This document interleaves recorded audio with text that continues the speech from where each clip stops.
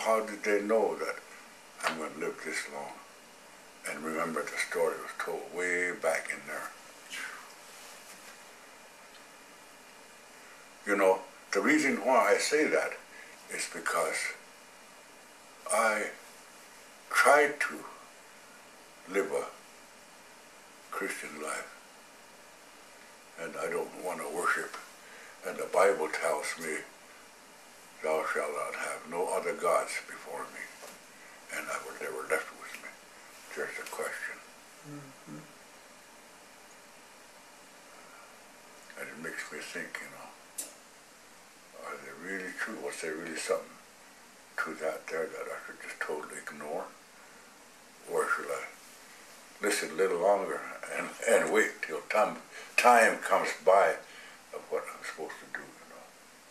Spiritually, I guess I'm supposed to be led to it or something. I don't know. Mm-hmm. I'm just talking now, you know. Are there many three tribes folk that practice the old ways, the old religion? There's a lot of them, but there's a lot of them. The reason why I say there's a lot of them, lots of them use the Lakota Sundance spirituality. Okay. Yeah. They're not doing here on their what their own should be.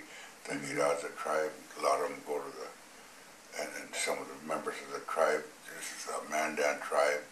Few Mandan members, and then there's even non-Indians joining that. You know. They go to like Standing Rock or something. And they learn more about it, or somebody comes from Standing Rock and has it here and run the whole spirituality ceremony.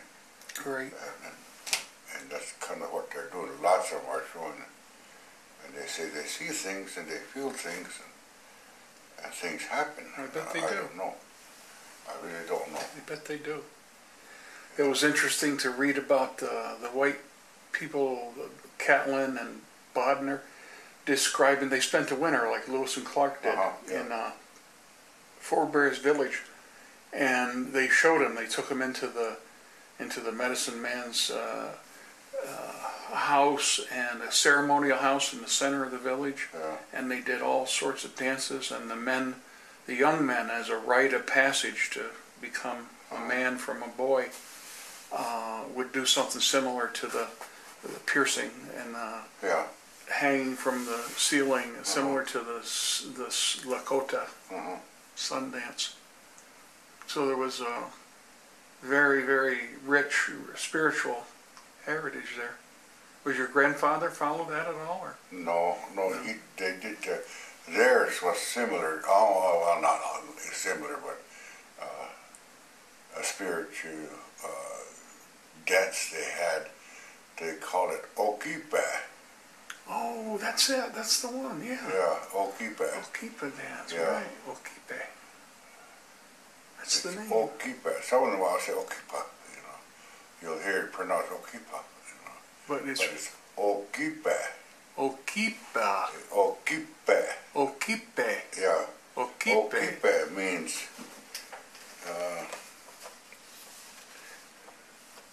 if this was the same color as this here, maybe it's not a good illustration, but if this was the same color as this here, it looks like one another. They look like each other. That's what it means. Yeah.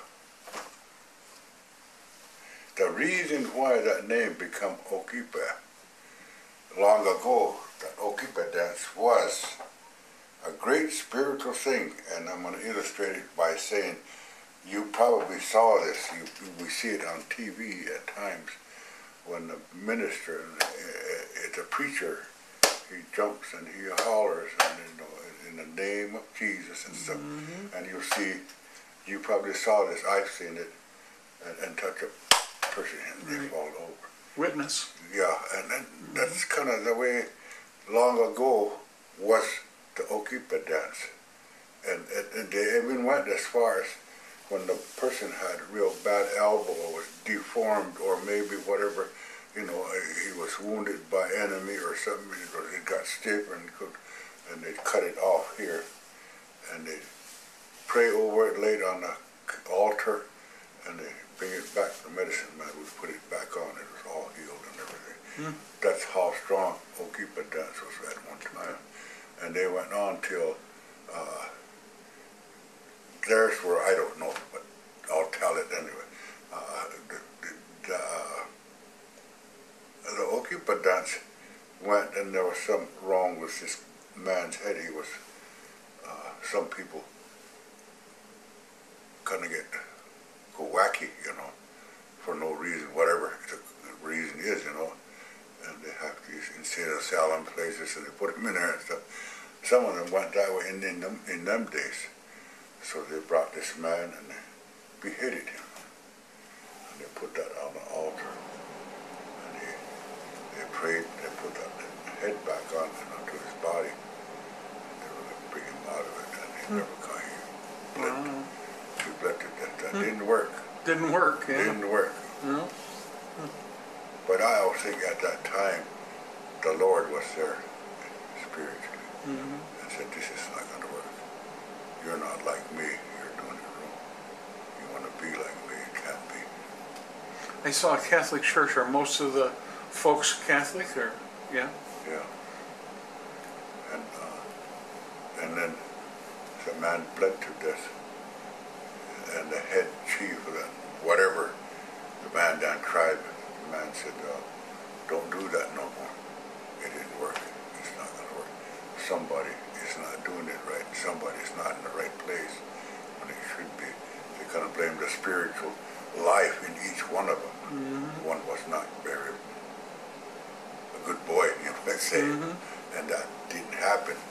That man lost his life. He lost him. Of course, then they buried him.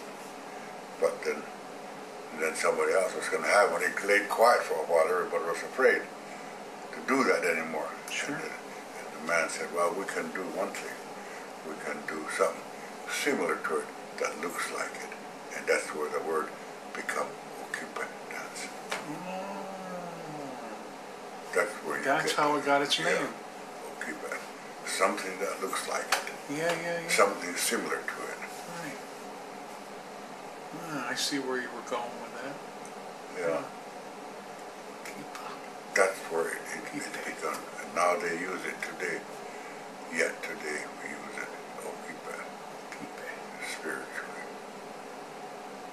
Not like the old time Sundance, but I mean the ceremonies they had a long time ago.